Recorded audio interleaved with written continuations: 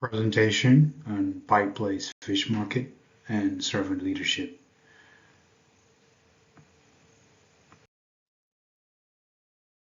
John Yokoyama. Introduction. Yokoyama purchased Pike Place Fish Market in 1965 and was able to turn it into a world famous business by applying some of the concepts of servant leadership from Robert Greenleaf's philosophy.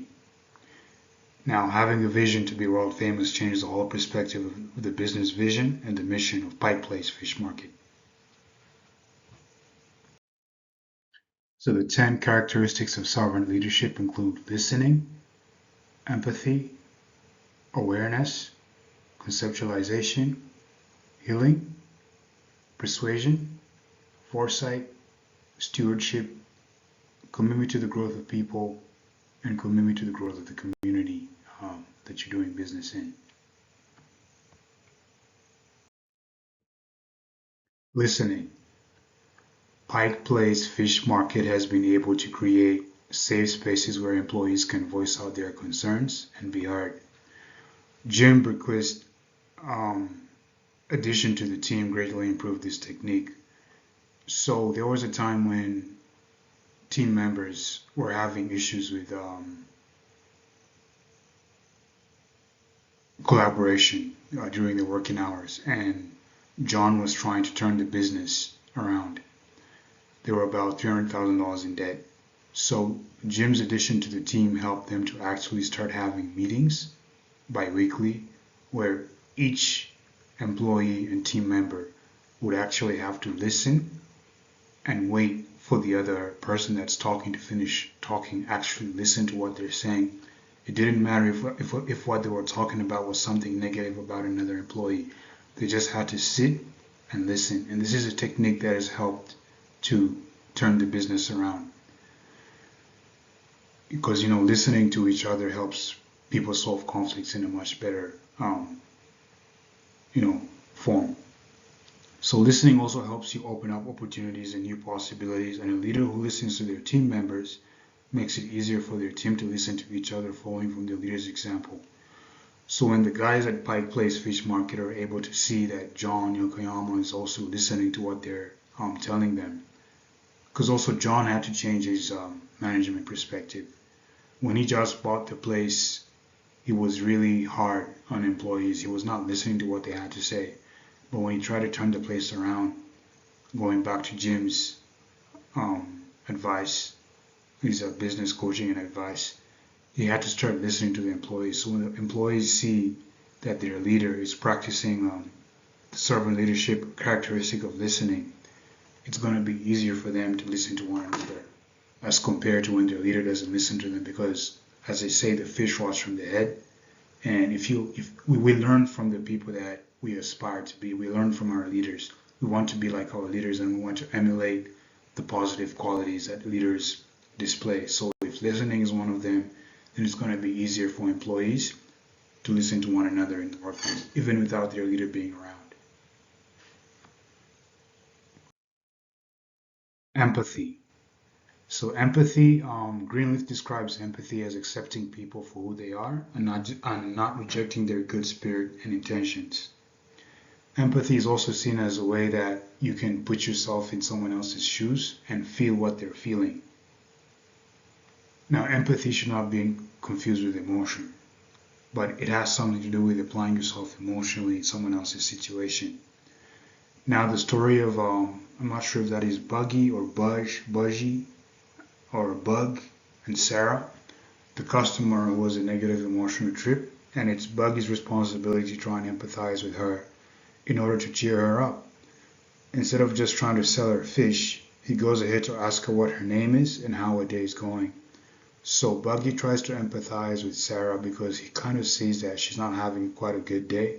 And while they were throwing the fish, I think some of the ice got onto her, I think one of her clothing, maybe her shirt or something, and she kind of reacted to it in a negative way. So Buggy tried to cheer up Sarah by just asking her how she was, getting to know her better.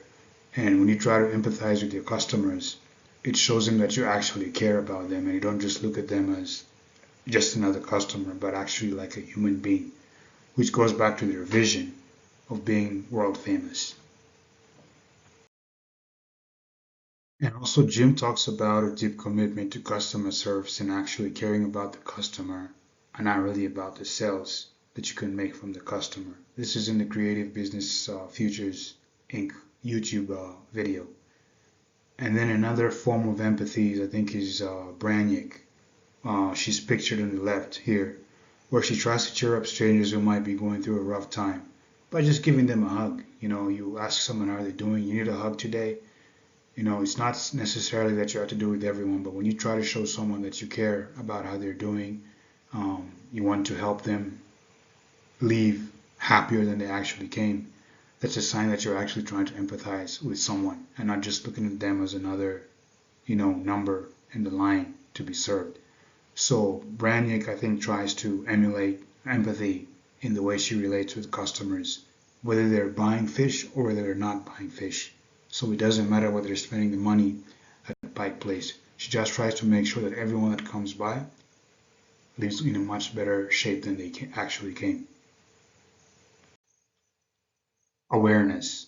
So awareness helps us realize the need to be judged at a much higher standard. And sometimes it might even mean losing profits and sales for the sake of keeping quality and standards. Being able to say no to poor quality products fulfills the description of ethics and values in Greenleaf's description of awareness, of the awareness characteristic. And I think the best example of awareness is from one of the new crew members had to actually go pick up a delivery of fresh fish from some of the wholesalers. And some of the fish that the crew member brought back to Pike Place was not of good quality. So John Yokoyama had to remind the employee about the vision of Pike Place. He could have fired him, he could have yelled at him, he could have shouted at him, but like he just tried to remind him, hey, what is our vision? Our vision is to be world famous. And part of being world famous means having quality food and fish. So when you go out there and pick the fish, pick the crabs, pick all the seafood from the wholesalers, you gotta make sure that it's fresh and you gotta make sure that it meets the standards of Pike Place Fish Market. It's not just about picking any kind of produce that you find. You actually have to pick stuff that is quality and that is standard, even if it means having to wait some time, even if it means having to delay sales for some time, but as long as what you're bringing back is quality. And sometimes it might even mean not making sales while you wait for quality to be delivered. So it's not just about making sales and making profit from business. It's actually about selling stuff that is of quality and that is of standard. And I think this example for the employee and how John tries to remind him about the vision shows us that awareness helps us realize that standard and quality is very important. And the employee being aware of this helps him change his mindset. And in the book, it goes on to say that he was actually like the quality control guy. He actually became the quality control guy at Pike Place Fish Market because he learned from his past mistake and he was now able to sort out good quality fish and seafood to be sold at Pike Place. So awareness kind of helps us also to learn and see the bigger picture. Conceptualization. Conceptualization basically is the ability for an individual to look at things long term and not just look at the day to day working of a business. Conceptualization usually has to do with the trustees. It's something that the trustees and the board usually does. They try to look at the business from a much longer term perspective. Now, there was a time when John Yokoyama took the advice of one of his employees to retire, and the employee tried to turn the retail part of the business into a wholesale. And this got John into about $300,000 in debt. And, I think Yokoyama's ability to turn the company from debt to profit, taking on Jim's advice, his coaching, and his business acumen, being able to turn that whole scenario around was the way that Yokoyama was able to conceptualize his business from the positive point of view. If John was only thinking short term and stressing about going under instead of planning to get out of debt and save his business, he would have lost everything. So his ability to conceptualize and actually see a long-term vision, not just the day-to-day running, because from the day-to-day it looked like the books were not balancing and the whole mission and vision of the business was kind of like going down. So he had to like seek out expert advice, and it meant even having to pay some money for that. He took a bet, and he ended up making a profit from that. I mean, he was basically gambling his business, and I think the ability to conceptualize is what helped him to turn his business around. I also think the team at Pike Place tries to conceptualize why there are slower sales in certain months and faster sales in others. So basically, around January, they were noticing that sales were going down, and their theory was that people have overspent on Christmas. And we have the same thing here where I come from too. Like after Christmas time, people don't have money because they have to pay tuition. They got to send kids back to school, so there's no money in people's pockets. And then around summertime is when sales are up because everyone's traveling, everyone's going for the cruises, the luxury cruises and all that. And there's a lot of people in the Seattle area that are visiting. And the fish market is one of the places that people like to go to. So when they realize the importance of setting ambitious but attainable sales goals and how to look at future sales from a different angle and perspective, not just thinking about the economy at that time. How can we make sales despite the low downturn in customers? How can we still continue making sales? Let's just not look at it from a perspective that you can't just assume that people don't have money. So why don't we try to do online sales maybe? Maybe people from a different state might want fish.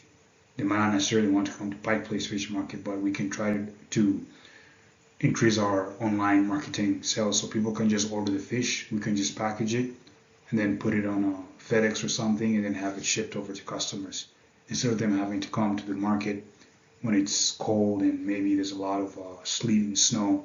Maybe people don't feel like traveling to the market physically, so why don't we try to improve on our online marketing campaign so we can make sales grow much faster even in the middle of January. So that's kind of like the way I think the crew tries to conceptualize on a long-term basis, not just thinking about the day-to-day um, scenarios. So healing, I think we see healing in two ways. From the employee's perspective, it's when Jeremy is diagnosed with a brain tumor and he has to take time off of work to get treatment.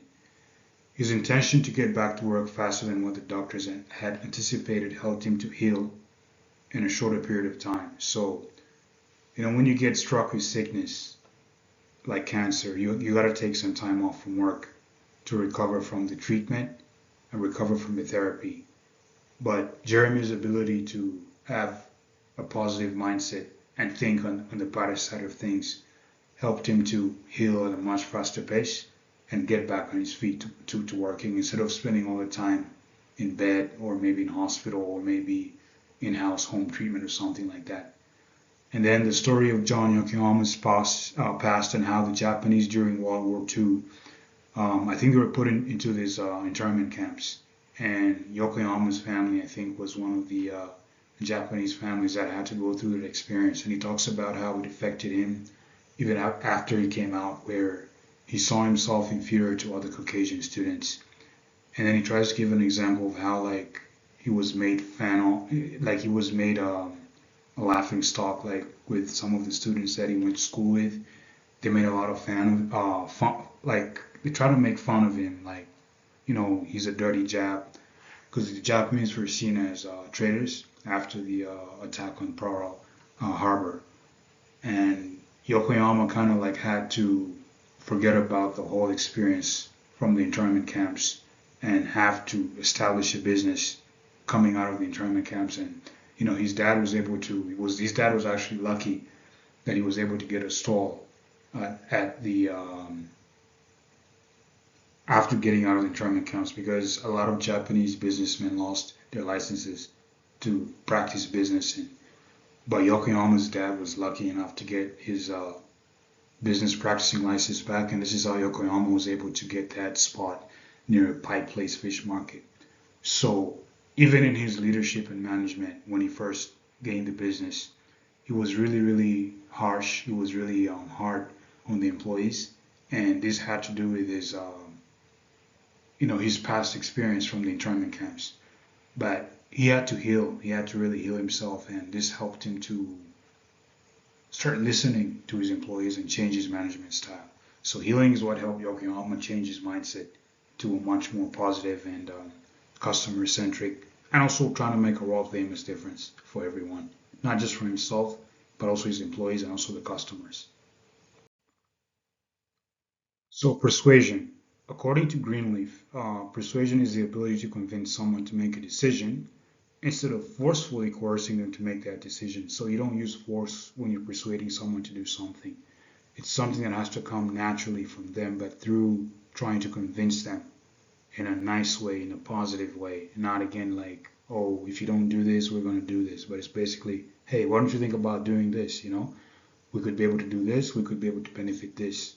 So I'm not sure about the pronunciation of that name. I think it's Jim Berquist or Jim Berquist uses the power of persuasion to convince John to take an international consulting trip offer in Scotland, which would better improve the brand image of Pike Place Fish. So Pike Place had become so famous that a lot of companies, even on the international stage, were willing to pay John and Jim for speeches. So it was what they call international consulting. But John was so used to his closed Seattle environment, he was not willing to step out of his comfort zone. So Jim and John's wife had to make a proposal to kind of like convince John to go for the trip in Scotland, and he tried to convince him using he would have a chance to play golf at St. Andrews golf course. I think John was like an avid golfer, and this trip was going to give him an opportunity not just to sell the idea of Pike Place Fish Market and make some money consulting, but also he would have the ability to do something that most people would love to do in their lifetime. It's like on the bucket list, like, low. If you play golf, I think everyone that plays golf would want to play golf at St. Andrews. So that was kind of like a persuasion technique by Jim to get John to take the trip. And also Jim Berquist's proposal to change the philosophy of their business models enabled Pike Place Fish Market to persuade clients and customers even without investing much in advertising. The philosophy and the business model at Pike Place basically is like, let's make a world famous difference for everyone. And they basically treat their customers not just as numbers, but as human beings, as I said in one of the previous slides. And this persuasion technique has helped them to sell their business without even paying for advertising dollars. The fact that they can go for international trips and be featured in newspaper and magazine articles helps them reduce on their tax dollars for advertising. They don't even have to advertise because they've been able to persuade the news companies. They've been able to persuade the local community. They've been able to persuade a lot of businesses, Fortune 500 companies, to just give them free publicity. Foresight. So Greenleaf describes foresight as the ability to predict the likely outcome of a situation, drawing lessons from the past experiences, realities of the present day, and the effects of decisions that are made now have for the future. So basically, I use the picture of the guy with the binoculars because he's trying to see what's out there, what you can't see with your naked eye. So the lens in the binoculars tries to help him kind of like have a foresight, like what's going to happen if I go past that distance, or if I make this decision now, how is it going to affect me in the future? So the distance that he's trying to get at kind of represents the future. Now, acquiring a computer to help reduce paperwork, better track shipments, and organize work in a much more efficient manner, and deciding to invest in a website despite the high initial costs helped Pike Place realize profits after a few years of making these critical changes. So investing in technology and computers and investing in a website was a good way that foresight was applied and how John applied Robert Greenleaf's characteristic of foresight into his business model. If John was just thinking about the cost and not thinking about the benefits long term, he would not it would not be it would have been much harder for him to have this foresight that computers were actually going to help him, because imagine dealing with all the receipts and all the paperwork and having to put them in a plastic bag when you can just save all that work on a hard drive in a computer. It makes accounting so much more easier. It makes bookkeeping so much more easier. And it even reduces the amount of money that you have to pay employees to keep records and files. And also it helps prevent losses, like paperwork can get damaged through water, it can get damaged through a lot of things, but when you have something saved in a floppy disk or a hard drive or a USB, it's much easier to retrieve it, or even when you have it saved to the cloud. But like a paper can get lost, but when you have it saved on a computer or some kind of technological device, it's much easier to recover. So foresight basically helped John save on a lot of resources and manpower. Stewardship, and I'm talking about stewardship in the form of environmental stewardship. So stewardship by Greenleaf is the ability to keep something that's not yours in your trust. So stewardship when it comes to Pike Place is like they understand that they have to use the ocean and the seas to source their fish. And in order for this cycle to continue, in order for there to be a regenerative, circular-based fishing ecosystem, they have to make sure that they source fish from sustainable suppliers, people that actually care about the environment and the ecosystem and the aqua culture that goes on down in the oceans. You know, with a lot of the commercial fishing practices right now, there's a lot of fish that even get caught that are not supposed to get caught. There's a lot of depletion of species, and also with the farm-raised fish, there's a lot of chemicals that are being used, like antibiotics and all kinds of pesticides that are used to treat the water and the fish. So Pike Place tries to use fish that is sourced naturally and sustainably. It might be expensive because there's a high cost to things that are organic. Usually organic food, organically sourced food is going to be expensive.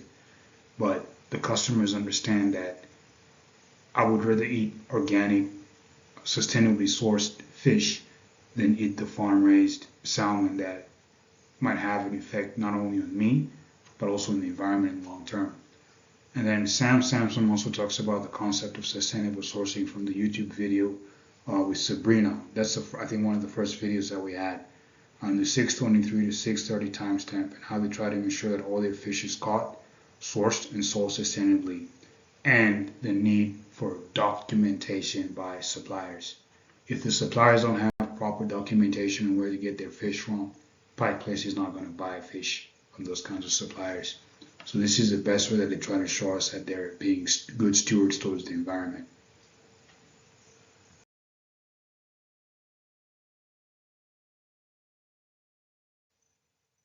Commitment to growth of people. So Jeremy's diagnosis with the golf ball-sized tumor, despite his absence, the team was committed to working longer hours due to the sickness and never really complained about it because all they wanted to see was Jeremy back at work. And this is one of the ways that I think the employees at Pike Place are committed to the growth of each other. They could have complained about it, they could have whined about it, they could have decided to lay him off and just give him his benefits and just tell him to go away, despite the medical costs that the company had to incur, because most of the employees at Pike Place get, I think, medical insurance. But Pike Place decided to stick with Jeremy throughout his illness, and because of his ability to want to come back to work, he was able to come back to work in time. You know, when people fall sick in a work setting, especially when you're a team, it can be hard on other team members when they have to pick up some of the work that you have to do. So they might have to work longer hours, they might have to put in more effort and energy, but they did it because they knew that Jeremy was a part of their team, and they wanted to see Jeremy come back and continue working at Pike Place. And then another way that we see commitment to growth of people is when Yokoyama is able to help out one of his employees. He's one of the long-term employees who had been working there for a long time. So he wanted to have something to show for his employment at Pike Place. And Yokoyama decides to give him a loan to go get a mortgage and get himself a house. And I think this ability to trust your employee with money, instead of just telling him, hey, why don't you go to the bank? He's like, hey, I'll give you the money. So the trust that he had with the employee to actually try to help him grow by owning his own house is a good way that John is trying to be committed to the growth of people, not just himself, but also the people that work for him. And then commitment to growth of community. I think the best example to this commitment to the growth of community is basically seen when, serving people means upholding the strictest standards of quality of fish produce and the value that they place on human beings. And this managed to help them get recognized by the United States Small Business Administration as the only business in Washington to get this award. So it might mean that getting this award is kind of like difficult. And for you to get this award, you have to be not only sustainable, but you have to have values that are committed to the growth of the community that you're doing business in. And because of the brand name that Pike Place Fish Market has, it's able to draw in customers from all over the world, and even other businesses in the vicinity of Pike Place are able to benefit from it's kind of like a domino effect. Like all these guys are coming to Pike Place, but maybe they don't just only want fish. So all the other businesses that surround Pike Place are able to like benefit from that business because they might want to buy something else. And that is how Pike Place has been able to grow a lot of the businesses around. So they were able to get this award from the SBA. And then Pike Place is not only committed to its personal growth, but it's helped other small businesses in the area grow as well. This is what I was kind of talking about when it comes to commitment to the growth of community. You know, when you're doing business, you're not only supposed to think about what's in it for me. You also have to think about the community that you serve, not in terms of like thinking about it in terms of sales, but like when the people around you have trust in your business, long-term business continuity is guaranteed, because even after 10, 15 years, people are still going to be coming to your place. Despite, there might be some slow years, there might be some bad years, but like the brand name still remains Pike Place Fish Market. Everybody knows that they have quality fish, quality standards, and they actually care about customers. So when you put all that together, it kind of ensures that Pike Place is living up to its vision of being world famous. And being world famous means commitment not only to the growth of the company and growth of employees and also the customers, but also the community that they serve. So it's not really basically about just making profit, but also trying to make life better for other people. So John and Jim and the entire crew at Pike Place Fish Market try to fulfill most of the characteristics of Greenleaf servant leadership. I think the most important and repeated characteristic that Pike Place has really deployed is listening. They have really, really tried to stress the importance of listening, and it has helped them to transform their business. Business again are set up to make profit, like the Friedman analogy that the only social responsibility of business is to make profit. But also they need to go beyond this vision to have something that is much more concrete that can help them establish relationships with the wider community and the people that they serve.